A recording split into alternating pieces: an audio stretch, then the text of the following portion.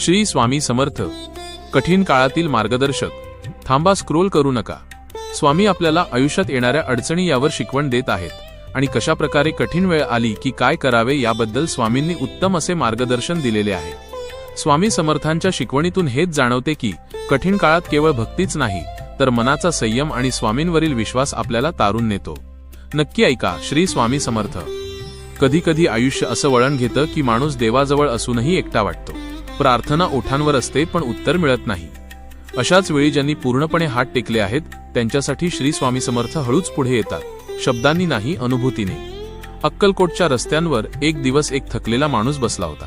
डोळ्यांत पाणी, हातात काहीच नाही, मनात प्रश्नांचा कल्लोळ. मी इतका का हरलो, हा प्रश्न त्याला छळत होता. तो स्वामींच्या दर्शनाला आला पण समोर उभा राहायचीही हिंमत नव्हती. लाज, अपराधीपणा, अपयश सगळं मनावर दाटून आलं होतं.